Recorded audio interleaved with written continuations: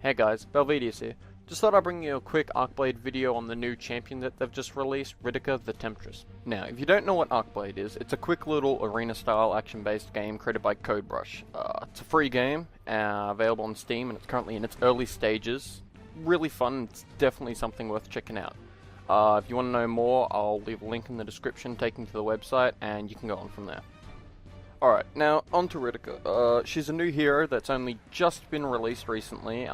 She's going to be up for a week just for testing purposes, you know, figure out bugs and whatnot. So I thought I'd give my early impressions on it. Show her off a bit and... Wait, what are you doing? No, you can't just zoom in like that, that's inappropriate. No buts. No, I don't care, stop it. Alright, now where was I? Now, screw it, let's just get on with her moves.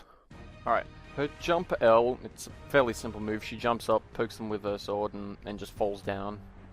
Personally, I've found that I've had to wait for a bit before, you know, using my L, or else it just goes completely over the top, so you got to keep that in mind.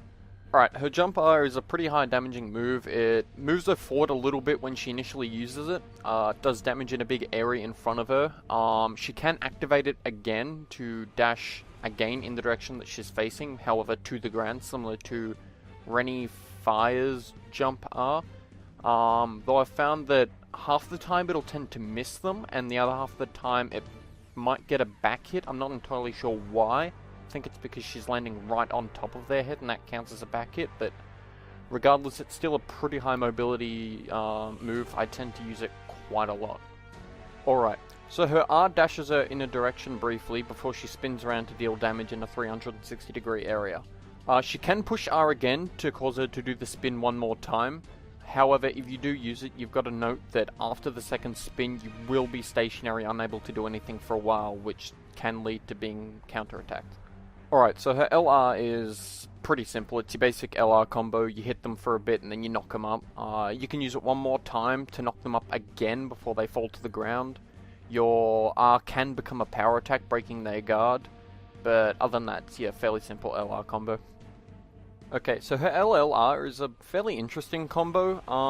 You could compare it to Rennie Glacier's LLR, in which she hits them for a bit and then shoots something out in front of her. However, rather than, you know, some ice, she actually shoots out a love heart, which applies a debuff, which can be detonated with your Q. Powering up this attack is again similar to Rennie Glacier's, in which it'll shoot out 3 hearts, all of which that apply the debuff. Alright, so her LLL is another fairly simple 3-click combo. You attack a whole bunch, deal a nice amount of damage, nothing special to it, doesn't really do anything too fancy, you just hit them a lot. Alright, so her shift confused me a bit initially. You move forward while holding in shift to slowly float up, and then you quickly tap and hold it in again to fly. It does run out either depending on whether or not you hit the ground, because it slowly moves you down, or whether you run out of SP. I found that rather than holding in shift at the start, I'll jump. It gets me a little less higher up, however it doesn't use as much SP, so depending on where you are, you can go further with it. Alright, now let's get on to her rage skills. Alright, so her F applies a debuff to all enemies around her, similar to her LLR combo. However, this time, enemies affected by the debuff are unable to see her for a short period of time. During this time she can still move, she can still attack, so she can use it like a panic and quickly reposition herself. However, it should be noted that you're still able to hear her, so if you hear swinging from her direction, it's probably best to aim there blindly. Alright, so last but not least, we've got her Q. I briefly explained it before. Anytime the enemy has one of her debuffs on her, she can detonate the debuff. Does a nice chunk of damage. A plus to this is that it only costs 1 bar of RP, so if you're able to get the combo off and then use it, you've done a pretty hefty amount of damage.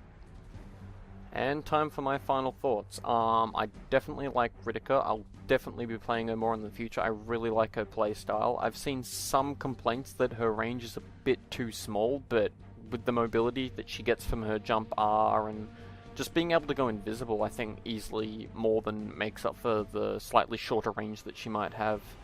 I definitely see potential in, you know, possible skins that'll be coming out for her. I think there's a few good things that they could do. Can't think of anything at the moment.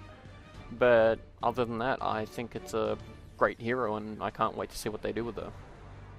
Okay guys, so keep in mind, at the moment of making this, I'm only in Esquire 2, which is ranked 19 out of 30, so I don't have anywhere near the amount of in-game experience as, say, a high general, but I thought I'd give, my first impressions, give a bit of feedback. I mean, this character is in testing, so I hope you guys enjoyed. If you liked it, then, give a like. If you didn't like it, then, tell me. I'd prefer constructive criticism.